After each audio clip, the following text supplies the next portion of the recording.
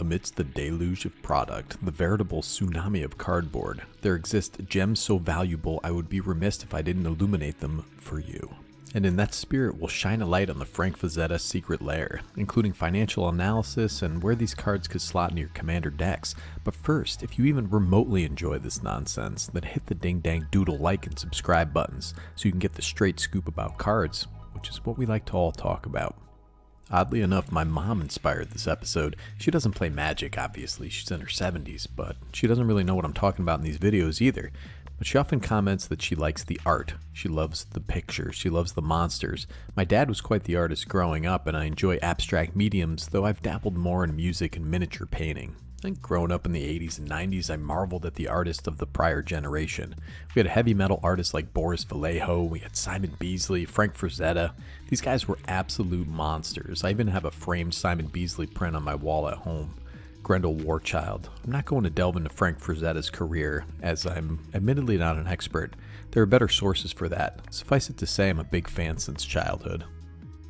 One of my absolute favorite aspects of this hobby is just admiring the art. You all hear me making quips and jokes about the art, but I'm truly in awe of the talent of Magic artists. I've had mixed feelings about the secret lairs. For me, form trumps fashion. Even if I like the artist, I have to be able to reap some utility from the cards in order to justify the steep price tags of secret lairs, and the interminable wait for the product to be delivered in any case. I did buy the Party Hard Shred Harder secret lair largely because of the art, but every single one of those cards, minus Thraxamundar, is in a commander deck. There was definitely utility there. I'm under no illusion that these are an investment. They could be reprinted at the drop of the hat, who knows? So through that lens, let's take a look at the Frank Frazetta secret lair. First off, it's 5 cards, so the $30 price point for the non-foil set seems a little less egregious. I'm not even going to consider the foil version. They curl so bad to get you kicked out of tournaments. I once kicked myself out of my own house. My Saheeli was curled so bad. Keep in mind the $10 shipping and tax for a grand total of about $40 if you want to get this to your house.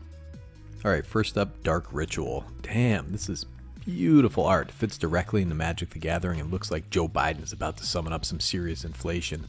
I have Dark Ritual on a few decks, so it's black for an instant, add black, black, black. I use this in some commander decks that want to power out a 5 mana value commander, or decks that want to copy spells to power out bigger spells. This thing has had 1,000 reprints, one of the oldest cards in Magic. Ton of different artwork, but this actually harkens back to the original Dark Ritual, just a solitary ominous figure up to nefarious doings. It's a reasonably cheap card, so we'll call it $1 for financial purposes.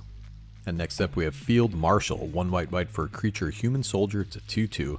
Other soldier creatures get +1/+1 and have first strike, so that's a global effect if your opponents have soldiers. Soldier Tribal has gotten some support lately with Harbin, Vanguard, Aviator, and Myrel, Shield of Argive from the Brothers' War. This art is completely bonkers. You have Lemmy from Motorhead, he's being dragged along by a phalanx of polar bears. This is the only card I don't have a deck for, but I'm intrigued by Soldier Tribal. It's about $5, so the tally is up to about $6 so far. Midnight Reaper, 2 and a black for a creature, Zombie Knight, it's a 3/2. Whenever a non-token creature you control dies, Midnight Reaper deals 1 damage to you and draw a card. This image is the iconic Death Dealer. I mean, I can't think of a more metal figure in the history of mankind's fiction. Maybe Abraham Lincoln, but this guy's a close second. I do have this in paper decks. The Midnight Reaper is a zombie and goes great in my Varina deck. I'm sacrificing zombies all the time. This is also an effect that you want on Aristocrats deck. So it's in Korvold, it's in Zero the Golden Sting, it's in Teysa Karlov. I also have this in my ever-changing Dane, Steel, and Sack deck. Midnight Reaper is just $1. It's been reprinted a bunch of times, so we're only up to about $7 in value so far. Seize the day, carpe diem as they say. 3 and a red for a sorcery, untap target creature. After this main phase, there's an additional combat phase followed by an additional main phase. Has flashback for 2 and a red. Looks like Death Dealer is about to do the thing he does, you know, dealing out the death.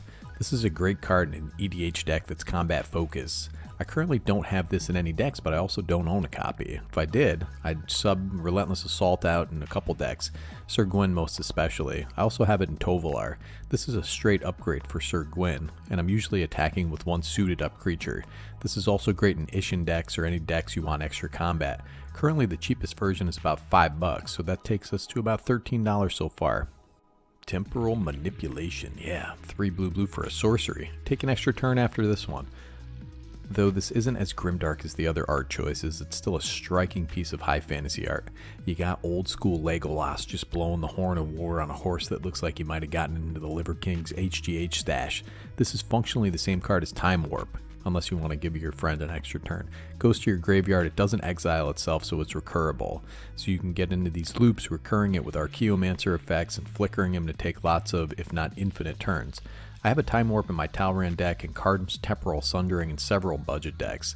I tend not to abuse extra turns as it's kind of not fun to bludgeon your friends to death with.